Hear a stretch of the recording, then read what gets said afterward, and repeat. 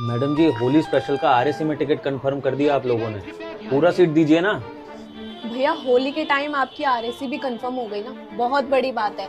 वरना लोगों को स्लीपर में भी खड़े होके जाना पड़ रहा है। फिर एक काम करिए, आधा सीट का पैसा वापस करिए। भैया कैसी बात कर रहे हो आप? ट्रेन में पहली बार सफर कर रहे हो, आपको आरएसी का मतलब नहीं पता? आरएसी का मतलब होता है आधी सीट। सीट तो कंफर्म है ना आपकी, तो किस बात के पैसे? अरे क्यों आधा पैसा वापस नहीं होगा मैडम जी? आप एक बात समझाइए हमको। एक सीट पर दो जने फंस के जाएंगे, और सबसे बड़ी बात, दोनों ने ही पूरी सीट का पैसा दिया है। अब ये तो अब रेलवे वालों की गलती है ना कि आपने एक सीट पर दो जने बिठा दिए। और चलो अगर आपने बिठा भी दिए तो फिर आप दोनों से आधा आधा पैसा लो, जो सीट का पैसा बनता है वो लो। आप तो डबल पैसा ले रहे हो, रेलवे का खजाना भर रहा है इससे तो, और हमारी जेब खाली हो रही है। हाँ भैया, बात तो सही कह रहे हैं आप। हाँ भैया, बिल्कुल ठीक बोले आप। ये आरएसी का सिस्टम ना बहुत खराब है। अरे कुछ महीनों पहले मेरी बूढ़ी माँ को आरएसी के चक्कर में घंटों सफर करना पड़ा था। बहुत तकलीफ हुई थी उसको।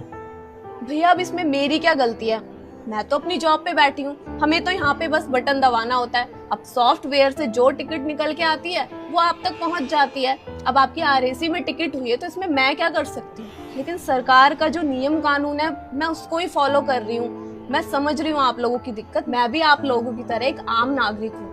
अगर कल को मैं ट्रेवल कर रही हूँ, मेरा आरएसी में टिकट कंफर्म होता है, तो मुझे भी वही रूल फॉलो करना पड़ेगा। अगर आपको इतनी ही दिक्कत है ना, तो आप डीआरएम में जाकर बात कीजिए। यही तो बात है मैडम जी, सरकार के बनाए नियमों पे हम आम जनता को चलना भी पड़ेगा और पिसना भी पड़ेगा। और ये सारे नियम हम आम जनता का खून चूसने के लिए ही बनाए जाते हैं। चाहे वो टैक्स सिस्टम हो, चाहे फिर वो लाइनों में खड़ा होना हो, सब कुछ आम आदमी को सहना है। कभी किसी वीआईपी आदमी को तो ये सब सहना नहीं पड़ता है। राशन की लाइन में भी हम खड़े हों, वोटिंग की लाइन में भी हम खड़े हों, रेल